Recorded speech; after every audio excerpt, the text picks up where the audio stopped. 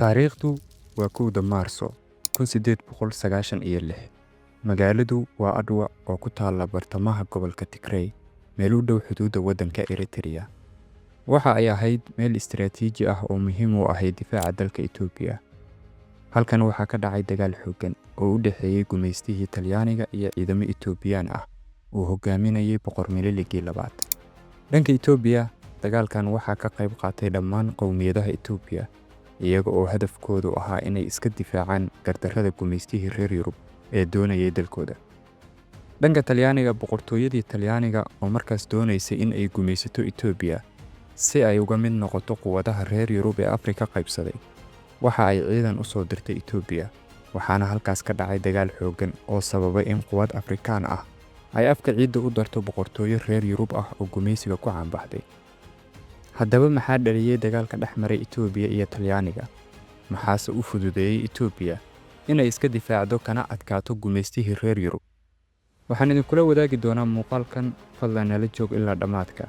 Haddii ay tahay markii kuugu horreysay channelkan, fadlan subscribe garay lana wadaag asxaabtaada. Mahadsanid.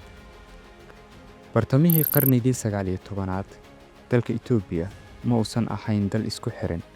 Waxa uuna ka koobnaa boqortooyooyin yaryar oo iskood u madax bannaan, lehna xukunno u gaar ah. Balse waxaa jiray boqor la yiraahdo boqorka sare ee Itoobiya, kaas oo kaliya magac ahaan u ahaa boqorka guud ee Itoobiya, magaciisuna ahaa Yohannes Ayfi. Xilligaas dowladda Talyaanigu waxa ay caawin jirtay mid ka mid ah boqortooyooyinkii yaryaraa ee ka jiray waddanka Itoobiya. Boqortooyadaas waxa ay ka talin jirtay gobolka Shewa, waxaana horjooga u ahaa Sale Maryam. Sanadihii 1880-yadii, Sale Maryam wuxuu bilaabay inuu xiriir qarsoodi ah la yeesho quwadaha reer Yurub si uu u helo hub, rasaas iyo taageero diblomaasi, isagoo ka faa'iideysanaya fursadda uu ka arkay burburka awoodda boqor Yohannes Ayfi, emperorkii waqtigaas.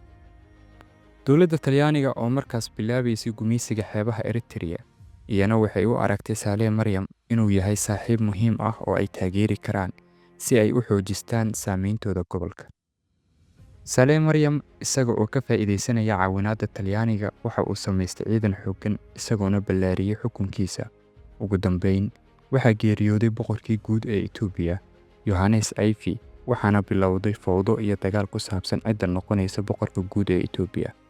Balse Sale Maryam oo haystay quwad xooggan ayaa xukunkiisa hoos keenay boqortooyooyinkii yaryaraa ee la midka ahaa isaga.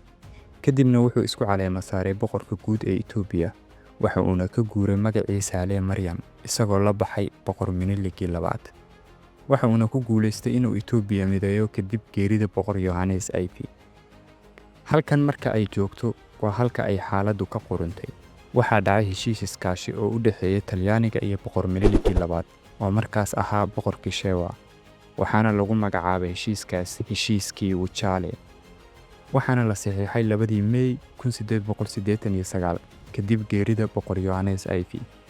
Heshiiskaas waxa uu Talyaanigu ku ballan qaaday inuu Itoobiya siiyo deyn ay aad ugu baahnayd. Sidoo kale Itoobiya waxay ogolaatay in Talyaanigu yeesho dhulka xeebaha ah ee Eritrea oo diris la ah Itoobiya. Halkan isfaham waa ka dhashay qodob gaar ah oo lagu magacaabo qodobka 17. Minilig wuxuu u fahmay qodobkaas in Itoobiya ikhtiyaar u leedahay inay la tashato dowladda Talyaaniga marka ay la xiriirayso wadamada kale. Laakiin ra'iisul wasaaraha Talyaaniga Francisco Crispi wuxuu u fasiray in Itoobiya qasab ku tahay in mar walba ay la tashato dowladda Talyaaniga marka ay la xiriirayso wadamo kale, taas oo u eg in Itoobiya ay noqotay dhul uu Talyaanigu gacanta ku hayo ama ilaaliyo sida waddan hoos yimaada.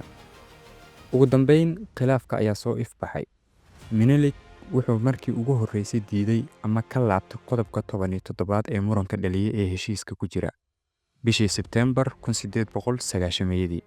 Kadibna wuxuu gebi ahaanba iska laalay heshiiska bishii Sebtembar 1893. Sidoo kale Minilig waxa uu ka warqabay joogitaanka ciidamada Talyaaniga ee ku sugan gumaysiga deriska la ah ee Eritrea. Wuxuu bilaabay diyaargarow dagaal si uu uga hortago isku day kasta oo Talyaanigu ku doonayo inuu Itoobiya ku qabsado si xoog ah. Talyaanigu waxa ay weerar bilaabeen horraantii 1895. Bilowgii dagaalka, Talyaanigu waxay heleen guulo xooggan oo muuqda, laakiin wax faa'iido ah kama aysan helin guulahaas. waxay ahaayeen wax aan natiijo la taaban kara keenin. Dhammaadkii sanadkii 1895, ciidamo Itoobiyaan ah oo aad u fara badan ayaa bilaabay in ay khatar geliyaan saldhigyada iyo meelaha ay Talyaanigu qabsadeen. Ciidamada Boqor Minilik waxay ahaayeen in ka badan 100,000 oo askari, waxayna wateen hub casri ah oo la mid ah kan reer Yurub. Laakiin Minilik si xeelad leh ayuu u qariyay awoodda dhabta ah ee ciidamadiisa. Wuxuu si kas ah u faafiyay warar been ah, isagoo dadka u sheegay in ciidamadiisu ay yar yihiin. Wuxuu kaloo faafiyay xanta sheegaysa in ay jiraan khilaafyo iyo ismaandhaaf gudaha ciidankiisa ah, si uu uga dhigo mid tabar daran, taasoo ahayd xeelad dagaal si uu u dhimo feejignaanta cadowgiisa.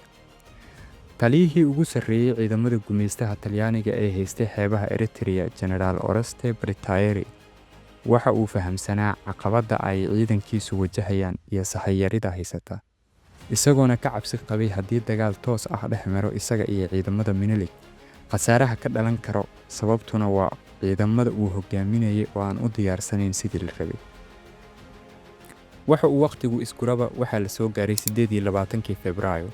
Ra'iisul Wasaaraha Talyaaniga Francesco Crespi wuxuu u diray Generaal Bertaeri fariin ay aad uga muuqatay caro.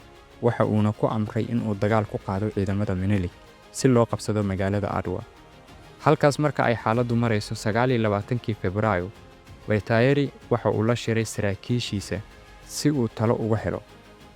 Markii hore wuxuu doonayay inuu dib u gurto, laakiin ugu dambeyn saraakiishiisu waxay ku qanciyeen inuu weerar ka qaado.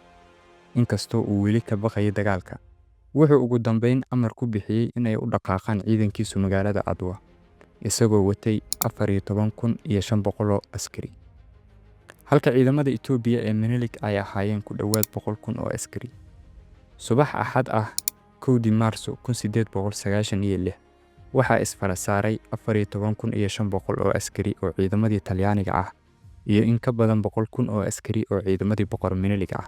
Waxaana halkaas ka dhacay dagaal dhaliyay khasaare xooggan, bedelayna aragtida gumeystihii reer Yurub ee aaminsanaa inaysan jirin quwad Afrikaan ah oo u babac dhigi karta ciidamada gumeystaha. Dagaalkii Adwa wuxuu sababay khasaare weyn oo labada dhinac, Itoobiya iyo Talyaaniga ah. Ciidamadii Talyaaniga waxaa ka dhintay ku dhowaad 7,000 oo askari. 1,500 ayaa dhaawacmay, waxaana la qafaashay 3,000 oo askari. Ciidamada Itoobiya waxaa ka dhintay qiyaastii 4,000 ilaa 5,000 oo askari, halka 8,000 oo kalena ay dhaawacmeen. Marka laga soo tago khasaaraha ciidanka, dagaalku wuxuu lahaa saameyn weyn oo siyaasadeed iyo mid bulsho. Dadka Itoobiya waxay noqdeen kuwo aad u faraxsan oo ku faanay guushii weyneed ee dalkooda.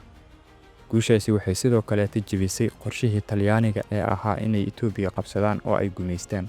Dagaalkii Adwa waxa uu ahaa calaamad guul iyo geesinimo oo aan marnaba la ilaawi karin. Waa maalin ay Afrika oo dhan garab istaagtay xorriyaddeeda, una dabaaldegto awoodda midnimada iyo kartida dadka aysan hubka casriga ahi cabsi geli karin. Waxaa la xaqiijiyay in gumeysi kasta uu ka baqanayo dad isku duuban oo xaqooda u taagan. Adwa ma ahayn oo keliya dagaal lagu guuleystay, waxay ahayd fariin ay dunida u dirtay Afrika, taasi oo lagu yiri Afrika ma aha in la gumeeyo ee waa in la qadariyo.